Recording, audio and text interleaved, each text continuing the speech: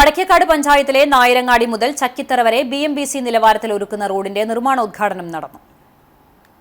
പൊതുമരാമത്ത് and tourism വകുപ്പ് മന്ത്രി PA മുഹമ്മദ് റിയാസ് ഓൺലൈനിലൂടെ റോഡിന്റെ നിർമ്മാണോദ്ഘാടനം നിർവഹിച്ചു.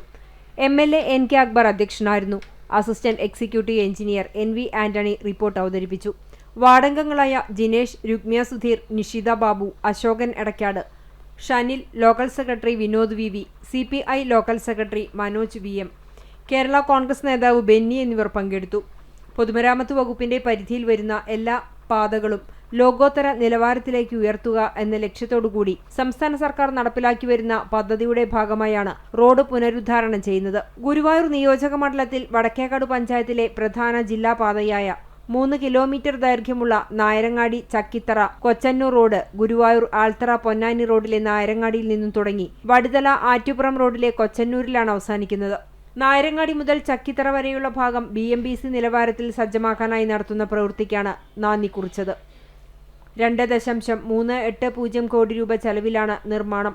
റോഡിന്റെ ഇരുവശങ്ങളിലുമായി കാന, 2 കലുങ്കുകളുടെ പുനർനിർമ്മാണം, ഇരുവശങ്ങളിലുമായി ഐറിഷ് ഡ്രെയിൻ എന്നിവയും ഉൾപ്പെടുത്തിയിട്ടുണ്ട്.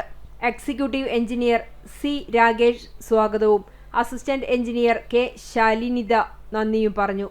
ഉദ്ഘാടന ചടങ്ങിൽ നിന്നും കോൺഗ്രസ് നേതൃത്വത്തിലുള്ള Vadakkekad panchayat president, vice president അടക്കമുള്ള ഭരണസമിതി അംഗങ്ങൾ വിട്ടുനിന്നു. 2 കലുങ്കിന്റെ നിർമ്മാണമുണ്ട്.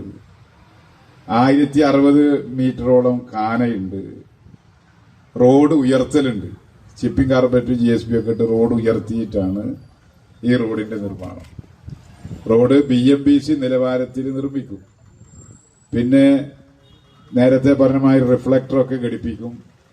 സിഗ്നൽ ബോർഡുകൾ പച്ച നിറത്തിൽ എഴുതിയ പെയിന്റിൽ അടിച്ച് സിഗ്നൽ ബോർഡുകൾ ഉണ്ടാവും.